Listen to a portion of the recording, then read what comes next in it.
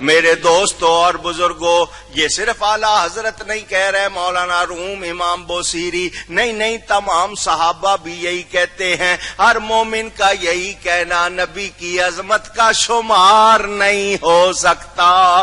میں اور آپ کس شمار قطار میں ہے؟ حضرت سیدنا تیفور بن عیسیٰ، حضرت بایزید بستامی، جن کا لقب ہے سلطان العارفین، عارفوں کے بادشاہ، عارف پہچاننے والے کو کہتے ہیں، عالم جاننے والا، عارف پہچاننے والا، وہ عارفوں کے بادشاہ امام جعفر صادق کے خلیفہ، سلسلہ اولیاء میں بڑا مقام، حضرت بایزید بستامی کہتے ہیں میری روح نے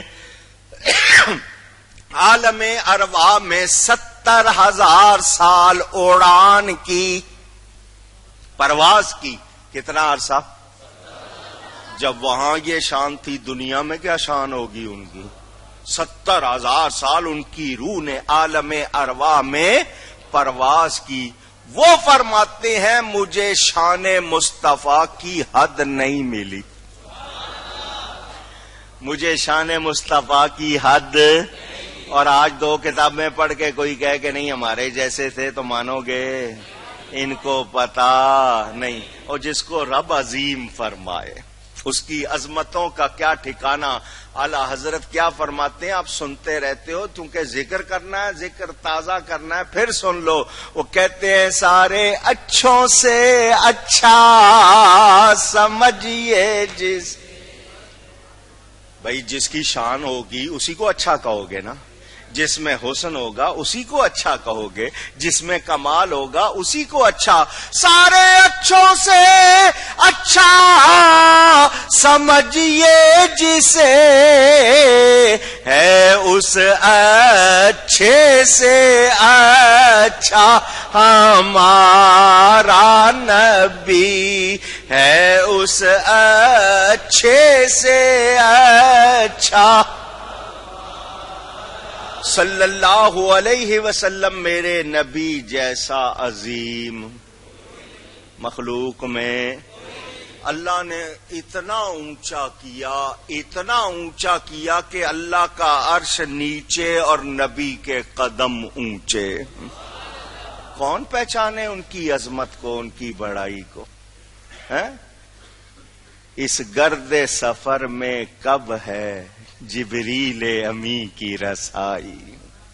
وہ کہاں کہاں ان کا بیان اور کیا ان کی شان کوئی اندازہ کر سکتا، پہچان سکتا؟ میرے دوستوں اور بزرگوں، سوری یعنی صورت کے اور معنوی کمالات کے حوالے سے دیکھے تو نبی پاک عظیم بھی ہیں، جمیل بھی ہیں۔ یا صاحب الجمال و یا سید البشر، اے صاحب جمال، آپ کا جمال ایسا کہ ایسا کسی اور کے پاس نہیں۔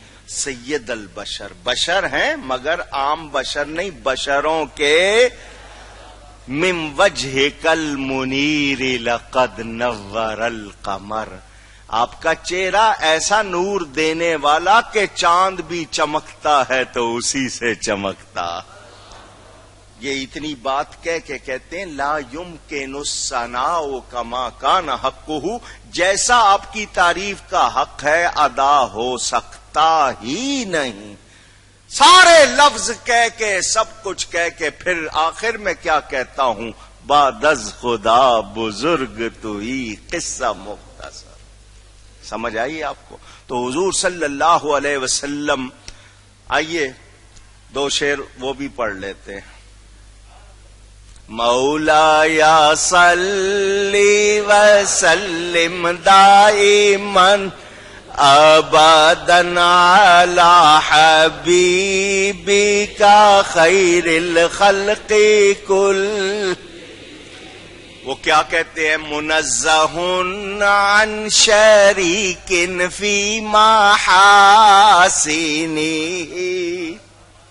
پہلے شعر پڑھ لیتے ہیں پھر ترجمہ۔ منزہ عن شریک فی محاسنه